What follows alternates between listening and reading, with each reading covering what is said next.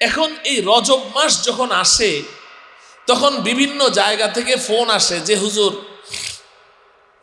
এই শবে মেয়ারাজটা কবে, জানতে চায় ফোন করে শবে মেয়ারাজ কবে। তা আমি জিজ্ঞাসা করি শবে মেয়ারাজ দিয়ে আপনি কি করবেন? আল্লাহ, তো শবে মেয়ারাজের নামাজ পড়তে হবে না? শবে মেয়ারাজের নামাজ, শবে মেয়ারাজের রোজা। হুজুর শবে মেয়ারাজের রোজা কয়টা? আবার শবে মেয়ারাজে এই নামাজ, এটা নিয়মটা হুজুর একটু বলে দেন, শবে মেয়ারাজের নামাজের নিয়মটা কি? শবে মেয়ারাজে কয় রাকাত পড়তে হবে? এই পেরেশান সবাই। তো আমার প্রিয় ভাইয়ারা, এজন্য আমি আপনাদেরকে এটা বলতে চাই যে আল্লাহ রব্বুল আলামিন আমাদেরকে শ্রেষ্ঠত্ব দান করেছেন, আমাদের শ্রেষ্ঠ পয়গম্বর দিয়েছেন। শ্রেষ্ঠ পয়গম্বরকে এই রজব মাসে আল্লাহ রব্বুল আলামিন তার শ্রেষ্ঠত্ব প্রমাণিত করার জন্যে সর্বপ্রথম কি করেছেন? রাতের বেলা কাবা ঘর থেকে, কাবা ঘরের পাশেই নবীজি ঘুমিয়েছিলেন। কাবা ঘরের পাশে এক বর্ণনায় আছে হাতিমে কাবার মধ্যে ঘুমিয়েছিলেন। কাবার পাশে যে বারান্দাটা কাবা ঘরের, হাতিমে কাবা, ওখানে ঘুমিয়েছিলেন। আরেক বর্ণনায় আছে নবীজি সাল্লাল্লাহু আলাইহি সাল্লাম তার ফুফু উম্মে হানি রাদিয়াল্লাহু তাআলা আনহার ঘরে ঘুমিয়েছিলেন। তো ওখান থেকে হযরতে জিবরাইল আলাইহিস সালাম, বুখারী শরীফের মধ্যে এসেছে, নবীজি ঘুমিয়ে আছেন, হঠাৎ করে তাকিয়ে দেখেন ঘরের যেই ছাদ আছে ছাদটা ফেটে গেল, আর জিবরাইল আলাইহিস সালাম ওই ছাদটা ফাটিয়ে ওখান দিয়ে প্রবেশ করলেন। কোনোদিন তো এরকম হয় নাই। এই ছাদ ফাটিয়ে জিবরাইল জীবনে কখনো আসেন নাই, ওই একদিনে আসছে। ছাদটা ফাটিয়ে প্রবেশ করলেন। তো জিবরাইল নিচে আসলেন, আসা মাত্র আবার ছাদটা জোড়া লেগে গেল, আগে যেমন ছিল তেমনই জোড়া লেগে গেছে। এই কাজটা কেন করলেন? এই কাজটা করলেন এই জন্য, নবীজিকে বোঝানোর জন্য যে ইয়া রাসূলুল্লাহ, আমি এখন আপনাকে নিয়ে সোজা আমি চলে যাব আল্লাহ পাকের আরশে আজিমে। তো এই যে 7টা আসমান, এই আসমান এগুলো কত মোটা আসমান, নিশ্ছিদ্র আসমান, এই আসমান এগুলো ফাটিয়ে আমি এগুলো পাড়ি দিয়ে উপরে উঠব, আবার আসমানকে ফাটিয়ে ওখান দিয়ে আমি নিচে নেমে আসব। তো আসমান আবার ফাটবে কিভাবে, জোড়া লাগবে কিভাবে, আপনার মনে এই প্রশ্ন জাগতে পারে। এই জন্য আপনাকে দেখানোর জন্য এদিক দিয়ে ঢুকলাম। এই যে ছাদটা যেমন ফাটিয়ে আমি ঢুকলাম, আবার জোড়া লেগে গেল, আমি ঠিক এইভাবে আসমান ফাটিয়ে আপনাকে নিয়ে উপরে চলে যাব, আসমান জোড়া লেগে যাবে, আবার আমি চলে আসব, আসমান আবার জোড়া লেগে যাবে, আপনি ওটা নিয়ে টেনশন করেন। নবীজিকে বুঝিয়ে দিলেন যে আমি এমন একটা ব্যতিক্রম আচরণ আপনার সাথে হবে। জিবরাইল আলাইহিস সালাম, আমি মেরাজের ঘটনা বলার জন্য বসিনি, আমি যে কথাটা বলতে চাচ্ছি। তো জিবরাইল আলাইহিস সালাম তো এই কাবা থেকে এই রাত্রেবেলা এই মক্কা থেকে নবীজিকে নিয়ে প্রথমে চলে গেলেন কোথায়? বাইতুল মুকাদ্দাস। সুবহানাল্লাযী আসরা বিআবদিহি লাইলাম মিনাল মাসজিদিল হারাম ইলাল মাসজিদিল আকসা الذي باركنا حوله لنريه من آياتنا إنه هو السميع البصير। মক্কা থেকে হাজার হাজার মাইল দূরে বর্তমান সেই ইহুদিরা বাইতুল মুকাদ্দাসকে দখল করে আছে। হাজার হাজার নবী রাসূলের কিবলা এবং মুসলমানদেরও কিবলা ছিল এক সময়। নবীজি মদিনায় এসে প্রায় ১.৫ বছর, ১৬ মাস ১৭ মাস বাইতুল মুকাদ্দাসের দিকে ফিরে নামাজ পড়েছেন। এই কিবলা বাইতুল মুকাদ্দাস, নবীজিকে প্রথমে ওখানে নিয়ে গেলেন কয়েক হাজার মাইল।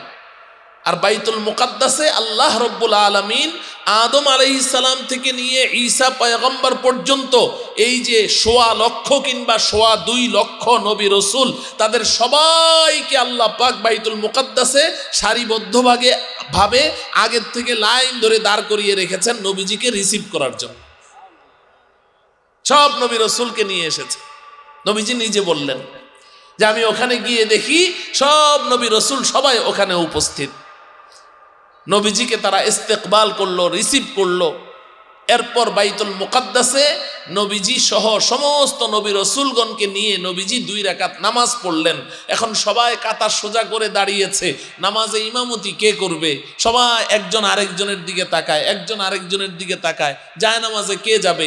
হযরতে জিবরাইল আলাইহিস সালাম আমাদের নবীজি হযরত মুহাম্মদ মুস্তাফা সাল্লাল্লাহু আলাইহি ওয়াসাল্লাম নবীজির হাতটা ধরে টেনে নিয়ে যায় নামাজে দাঁড় করিয়ে দিলেন। সুবহানাল্লাহ। সব নবীদের সামনে নবীজি ইমামতি করলেন সবাইকে নিয়ে।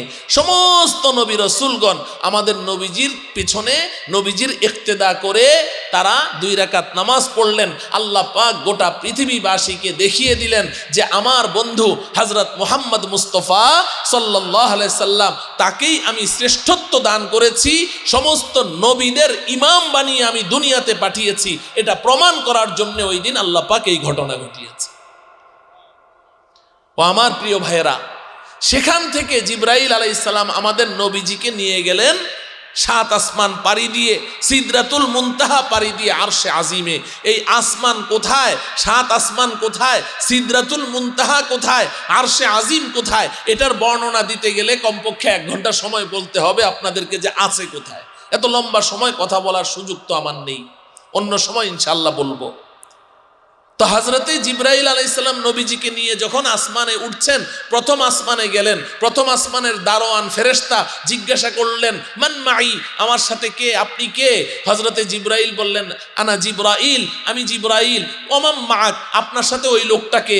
বলে উনি তো মুহাম্মাদুর রাসূলুল্লাহ সাল্লাল্লাহু আলাইহি ওয়াসাল্লাম। তো ওই দারোয়ান ফেরেশতা জিজ্ঞাসা করলেন, হাল দুইয়া, তাকে কি ডাকা হয়েছে? বলে হ্যাঁ ডাকা হয়েছে। উনি দরজা খুলে দিলেন, প্রথম আসমানে প্রবেশ করলেন। প্রথম আসমানে গিয়েই নবীজি সাল্লাল্লাহু আলাইহি সাল্লাম আমাদের আব্বাজান হযরতে আদম আলাইহিস সালামের সাথে সাক্ষাৎ হয়ে গেল।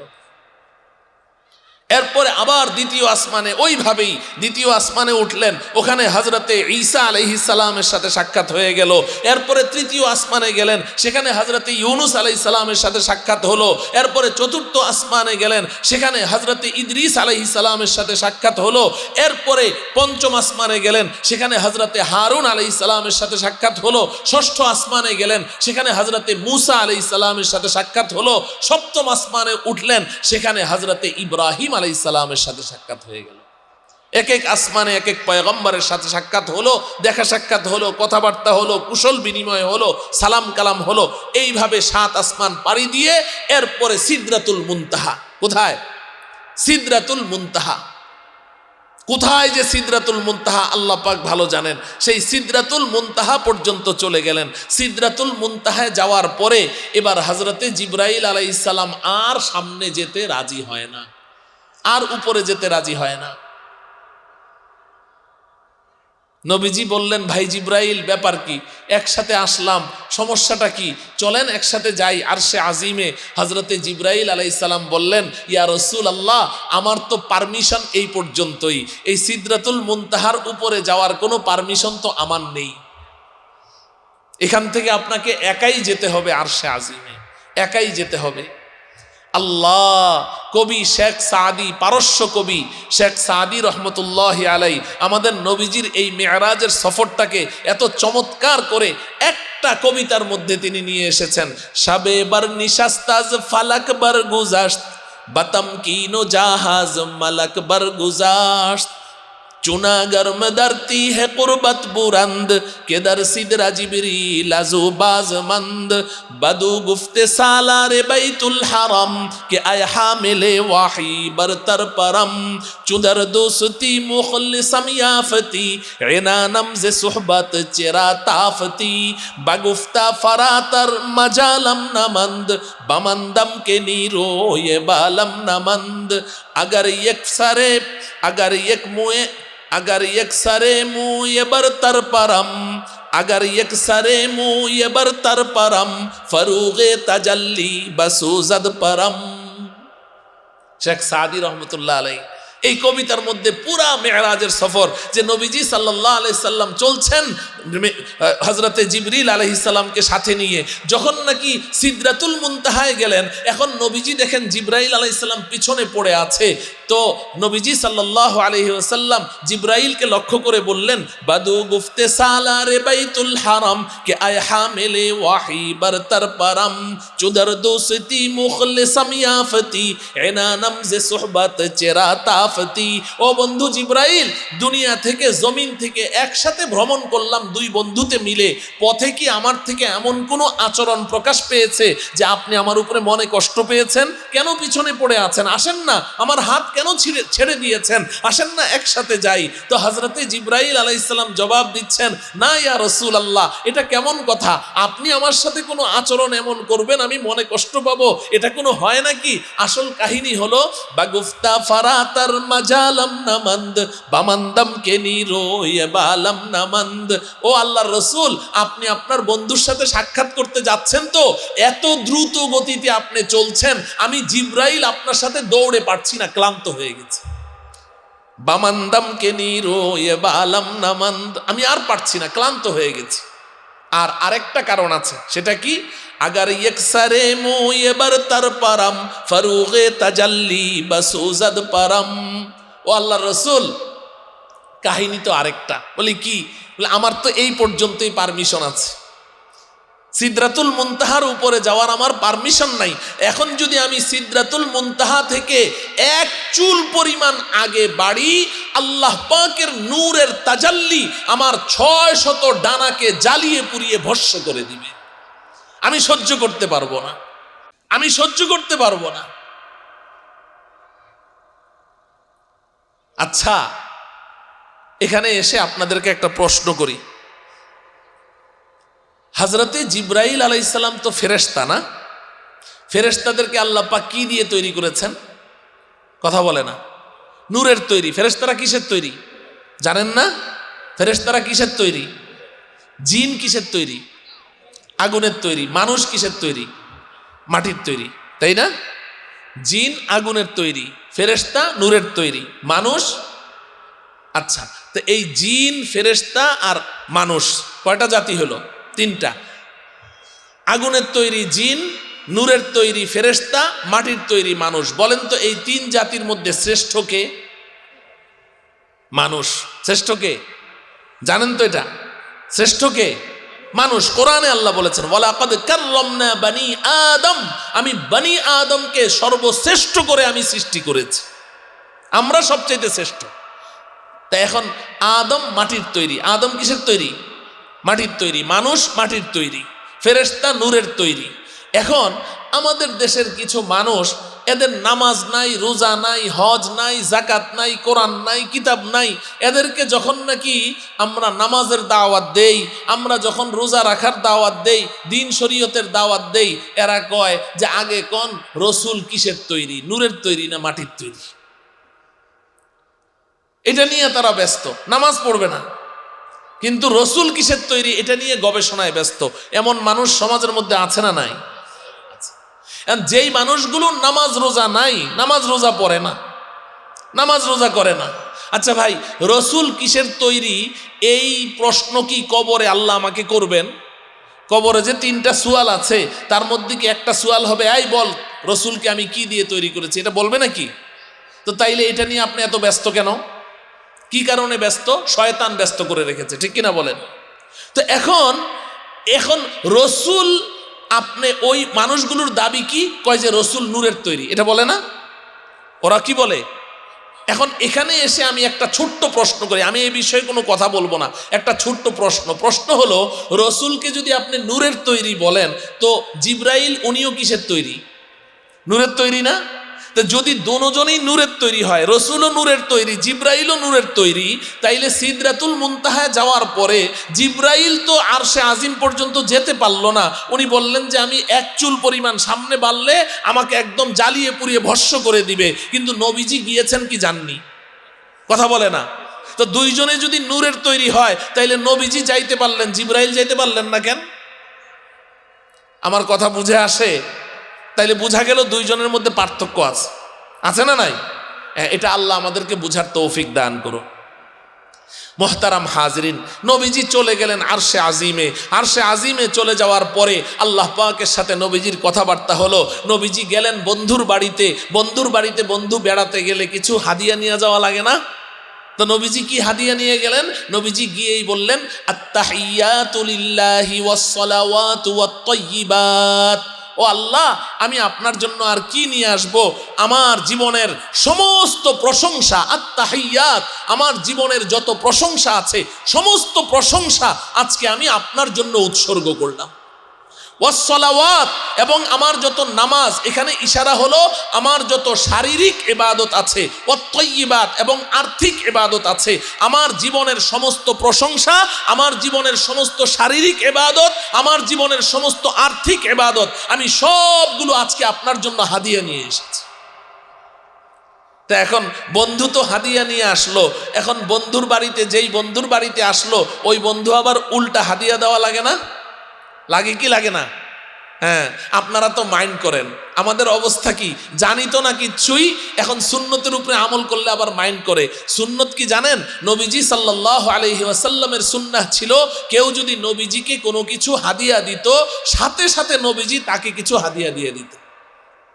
এটা হলো রাসূলের সুন্নত, যা আছে তাই।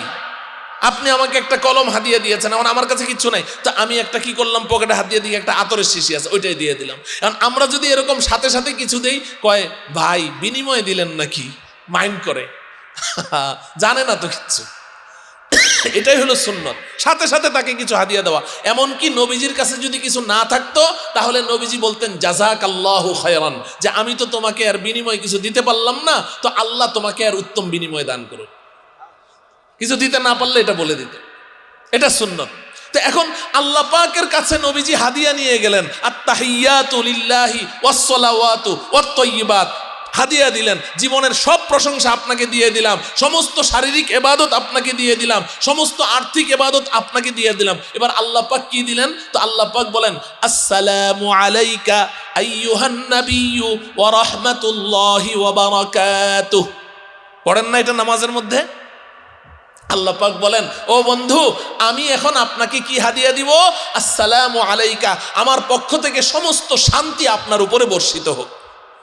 সুবহানাল্লাহ বলেন, সমস্ত শান্তি আপনার উপরে বর্ষিত হোক। ওয়া রাহমাতুল্লাহি ওয়া বারাকাতুহু, আমার পক্ষ থেকে সমস্ত রহমত, সমস্ত বরকত, এই সব কিছু আমি আল্লাহ আপনাকে হাদিয়া দিয়ে দিলাম। কিন্তু আমাদের রহমতের রসুল ওই জায়গায় নিজের বন্ধুর সাথে সাক্ষাৎ করতে গিয়ে একান্ত একটা মুহূর্ত, যেখানে পৃথিবীর কিছুই তো মনে থাকার কথা না, কিছুই তো মনে থাকার কথা না। আজকে যদি ডক্টর ইউনূস সাহেব, প্রধান উপদেষ্টা, আমাদের এই এলাকার সালেপুরের কোনো যুবককে ডাক দেয় যে আসো তোমাকে আমি একটা বিশেষ গিফট দিব, তাকে একটা মহামূল্যবান একটা গিফট দেয়, ওর তো বউয়ের কথাও মনে থাকবে না, বাপ মার কথাও মনে থাকবে না, কারো কথাই মনে থাকবে না, ওখানে কিছু মনে থাকবে? ও সব ভুলে যাবে। আল্লাহর রসুল তিনি আল্লাহর সাথে সাক্ষাৎ করতে গেলেন, আল্লাহ পাক নবীজিকে হাদিয়া দিলেন। নবীজি তখনও কিন্তু তার গুনাহগার উম্মতের কথা ভুলতে পারেন নাই। নবীজি সাথে সাথে বললেন, আসসালামু আলাইনা ওয়া আলা ইবাদিল্লাহিস সালিহিন। ওগো আল্লাহ, আপনি তো সমস্ত শান্তি আমাকে দিয়ে দিয়েছেন, সমস্ত রহমত বরকত আমাকে দিয়ে দিয়েছেন। এখন তো এই সমস্ত শান্তি, রহমত, বরকত যেহেতু আপনি আমাকে দিয়েছেন, এখন তো আমি এটার মালিক। কিরে ভাই, আপনি যদি আমাকে কোনো কিছু গিফট করেন তাইলে এখন আমি এটার মালিক হয়ে যাব না? হ্যাঁ, আপনি যদি এখন আমাকে 1 লাখ টাকা দিয়েছেন, তাহলে এই টাকাটার মালিক এখন কে, আপনি না আমি? তো নবীজি বলেন, রব্বুল আলামিন আপনি তো আমাকে দিয়ে দিয়েছেন সমস্ত শান্তি, রহমত, বরকত, এখন আমি এটা একা নিতে রাজি না। আসসালামু আলাইনা ওয়া আলা ইবাদিল্লাহিস সালিহিন, আমি আপনার পক্ষ থেকে প্রাপ্ত এই শান্তি, রহমত, বরকত, এগুলো আমি এবং আমার সমস্ত আপনার যত নেককার, পরহেজগার, ইমানদার বান্দাবান্দি আছে, আমি সবাইকে এটা ভাগ করে দিয়ে দিলাম, সবাইকে ভাগ করে দিলাম। ও আমার প্রিয় ভাইরা, হুজুর চলে আসছেন, তো আমি আপনাদেরকে আজকে যে কথাটা সর্বশেষ বলতে চাই, এই মেরাজের সময় আসলে, এই রজব মাস আসলে চারদিক থেকে অস্থির, হুজুর সবে মেরাজ কবে, মেরাজের রোজা কবে, মেরাজের নামাজ কয় রাকাত, মেরাজের নামাজের নিয়ম কি?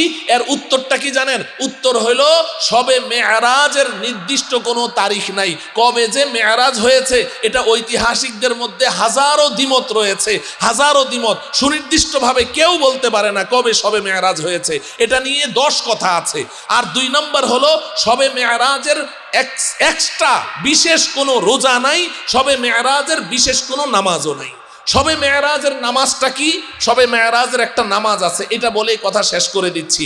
সবে মেরাজের নামাজ হলো নবীজি সাল্লাল্লাহু আলাইহি সাল্লাম মেরাজের রজনীতে গিয়ে আল্লাহ পাকের কাছ থেকে নামাজ নিয়ে এসেছেন। নবীজি হাদিয়া দিয়ে নবীজিকে আল্লাহ পাক 50 ওয়াক্ত দিয়েছেন।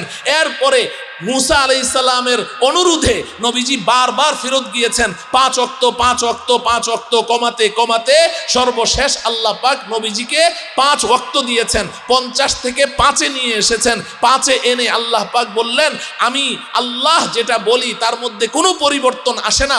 আমি শুরুতে 50 আপনাকে দিয়েছিলাম, ওই 50-এই থাকলো, কিন্তু এই যে 5 ওয়াক্ত এখন দিলাম, এই 5 ওয়াক্ত আপনার উম্মতকে গিয়ে বলবেন, যারা এই 5 ওয়াক্ত নিয়মিত পড়বে, আমি আল্লাহ এই 5 ওয়াক্তের মধ্যেই তাকে 50 ওয়াক্তের সওয়াব দিয়ে দিব। এজন্য কেউ যদি জিজ্ঞাসা করে সবে মেরাজের নামাজ কি, সবে মেরাজের নামাজ হলো 5 ওয়াক্ত নামাজ। সবে মেরাজের নামাজ কি বলেন? কথা বলে না। সবে মেরাজের নামাজ কি? 5 ওয়াক্ত। মেরাজ সব মানে রাত্রি, সবে মেরাজ মানে মেরাজের রজনী। তো মেরাজের রজনীতে নবীজি কয় ওয়াক্ত নামাজ এনেছেন? 5 ওয়াক্ত। বলেন না কেন? 5 ওয়াক্ত। কয়দিন পড়তে হয়? প্রতিদিন। কয়দিন পড়তে হয়? এজন্য যারা প্রতিদিন 5 ওয়াক্ত নামাজ পড়ে তারা সবে মেরাজ উদযাপন করে।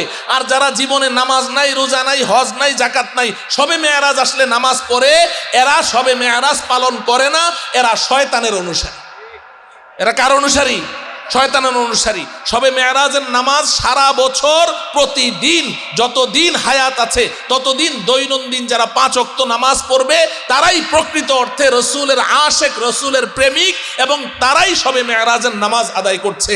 আল্লাহ রব্বুল আলামিন আমাদেরকে এই কথা থেকে সবক হাসিল করার তৌফিক দান করুন। সবে মেরাজের নবীজির এই হাদিয়া, এই আমানতকে আল্লাহ পাক মৃত্যু পর্যন্ত আমাদেরকে ধরে রাখার তৌফিক দান করুন। ওয়া সাল্লাল্লাহু তাআলা আলা সাইয়্যিদিনা মুহাম্মদ ওয়া আলা আলিহি ওয়া আসহাবিহি আজমাইন। আসসালামু আলাইকুম ওয়া রাহমাতুল্লাহি ওয়া বারাকাতুহু।